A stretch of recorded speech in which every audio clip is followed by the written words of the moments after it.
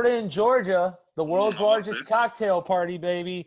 Time to get back to my fucking notes, because for some reason I watched this in its entirety, and at the end of the first half I was like, oh my god, this is so fucking good, so many points. And then literally in the second half both teams were like, can't be arsed now.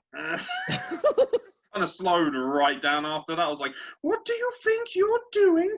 Yes, indeed, the 8th ranked Florida Gators taking on the 5th ranked Georgia Bulldogs, 3-1 versus 4-1 records.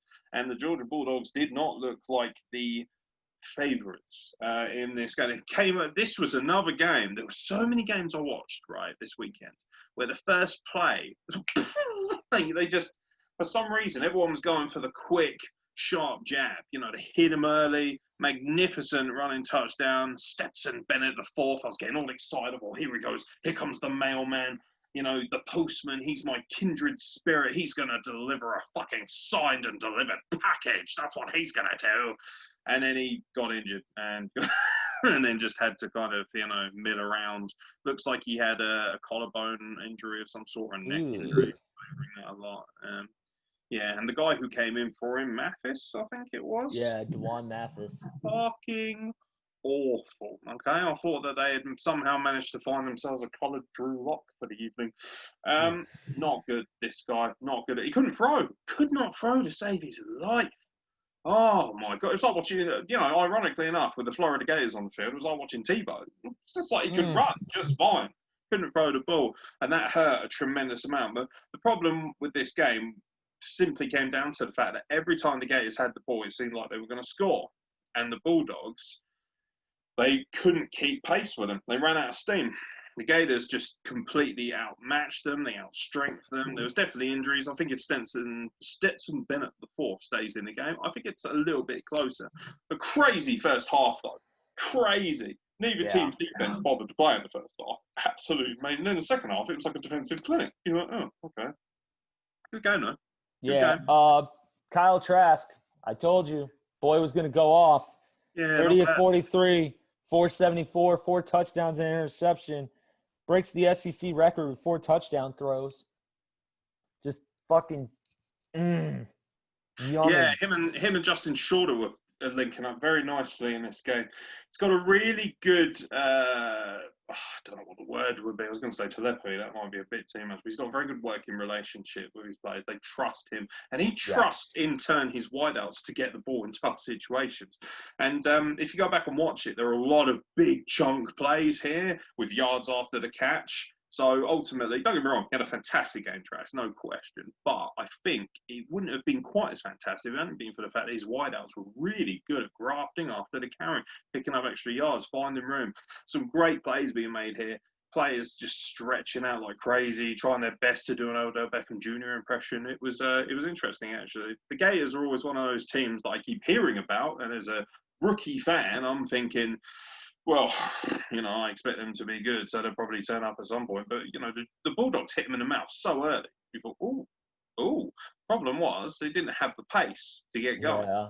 They felt like Buster Douglas. If they didn't knock them out within 2 quarters, they were going to be in trouble. And the Gators, they just kept coming, and eventually they got in trouble. And like I say, I think as soon as Stetson Bennett the 4th went down, they had big problems because they're back. Like, for instance, there's one of the big reasons why Clemson and Notre Dame are so special, particularly Clemson, as we saw that backup quarterback comes in, barely looks, it's like plug and play offense, doesn't even look like he's missed a game, looks like he's literally just Trevor Lawrence in a different fucking body. Simple as that, because each quarterback knows the playbook and knows how to play at the maximum of their capability.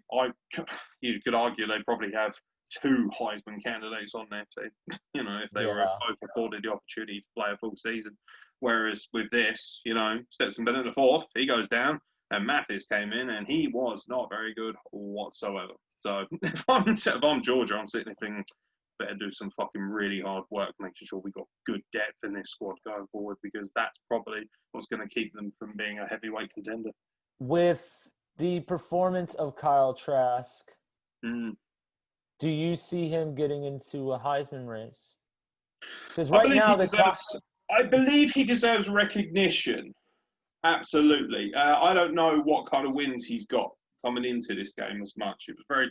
one thing people don't realise is so many games and so many. It's very difficult to, I was trying to like have a look at who they beaten beforehand and things like that. But and also this season as well is a bit of an anomaly because some teams started this week. Some people have only had 3 games. Some people have had 7 games. I was like, Jesus Christ, and you're like trying to work it out. So you'd have to afford me a bit of opportunity to sit down. From what I saw, he's no doubt one of the more elite quarterbacks in this league. I don't think he's as good as Mac Jones has got his number 2. He's not as good as him. He's not as good as Trevor Lawrence. He's not as good as Mac from Alabama. I don't think he's as good as Book, at least from what I saw in the games. Yeah. Ultimately, Book's done that against the number 1 ranked team in college football as well. So he's a nice player. And the thing about Trask is he might go under the radar slightly. And because of that, I reckon an NFL team might pick him up and might catch him at a pretty good bargain as well. I'm looking at someone like the Falcons, who are going to be having to look for someone long term once Matt Ryan's gone. So they're going to be dipping their toes into the draft soon, and Trask could be sitting there quite nicely. So. Yes. To bring into perspective about Florida, their biggest loss, their only one loss was against Texas A&M by 3 points. And this is by far their biggest win. They went off of it, didn't they, this weekend? This is by far their biggest win of the season. The next biggest one would probably be, Ole Miss. Georgia didn't look like a 5th seed, though. I'll tell you that much. Georgia, I didn't see who they played beforehand, but Georgia lost to Alabama. Alabama beat Georgia. Well, I mean, it's hard to gauge, isn't it? Because Alabama are like one of the best. So Georgia beat Auburn.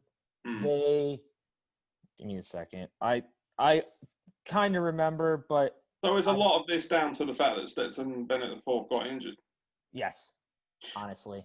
Well, that's worrying to me because obviously, as soon as he got injured, they had pretty much nothing. They were a limp dick on offense, and we saw with all the other elite teams this weekend that when they're afforded the opportunity, regardless of injuries or COVID-19 status and things like that, that they were still able to get the job done. So obviously, Georgia don't have the depth that a lot of these other teams do. Oh man, I just saw Thank you, Miller. No, I just saw that highlight for the targeting ejection by Sign. Oh fuck! He damn near took Kyle Pitts' head off. Yeah. Lewis Sign. It's also worth pointing out as well, the one thing I will say about this Georgia game as well, Marcus Rosemead went down with a horrendous leg break pretty early on. On the second touchdown. It actually went pretty viral on our Twitter account, you're welcome, in a more morbid sense. We got a shit ton of retweets and things. People were checking in because I just happened to see the footage as I was going, put it up there for people to see, not because I take delight in a leg break, but a lot of people wanted to see why there was such a big fuss there. Rosemead goes into the end zone, picks up the thing, and as he kind of rolls in, the other player's rolling with him, and his leg just goes underneath, and it just breaks the other way. It's pretty awful. Yeah, it was, very similar to the Alex Smith and the thingy scenario. But I'll tell you what, Marcus Rosemead, so it's a horrible injury, horrible. And you could see after that there was something about the Georgia players, just like, Jesus Christ. It's really awkward as well, because their number 7, Arnold, I think his name is, he doesn't realise. So he goes rushing in, oh my God, touchdown, baby, touchdown. And then literally there's a split second and he does this. He goes, yeah, and then realises what's happened, and you're like, oh my God, that's funny, but really, really awkward as well. He gets carted off, not a tear in his eye. He's got a straight face, right? This black lad, he's just sitting there like this. Yeah, motherfucker, just broke my leg, innit? So he just completely fucking no-sold it. I was like, you fucking hero. And then, second half, he comes out with a cast on, and he sits there with his foot up on the thing, and he's like, yeah, fucking get on with it, Bulldogs. I'm like, you fucking animal. He just didn't give a shit. I was like, what a G. Most people were like, I need oxygen, I'm going to die. He's like, yeah, I'll play the second half. You probably have to be dragged off the field, get your ass back here. I'll play the second half in the in a cast. Check it out. It's gnarly. It's really gnarly. I will have to check that out. I did say that Zamir White was going to go off in this game, and he got 7 carries. He went off in the first play, and then things went a bit quiet after that. Yeah. Anyone could go off when they've got 75 yards off of one play. Like, it's ridiculous. Have the ball. Bye. Yep. Unfortunately, after that, he seemed a bit gassed. Yeah.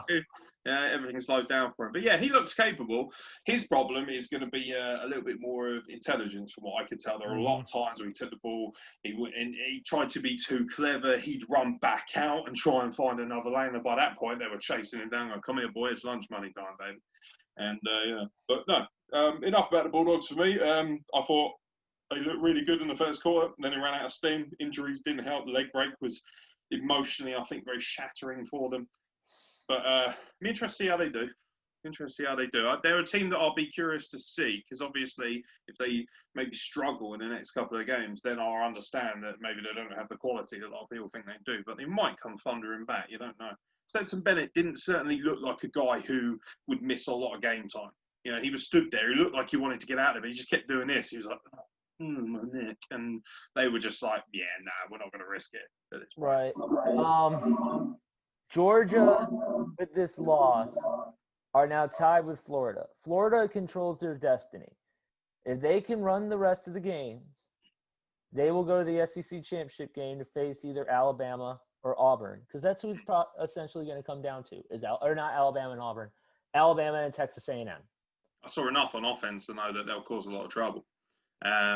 Defense, however, the speed at which they ship points, I think a team like Alabama especially will exploit that. Yes. Yeah. So there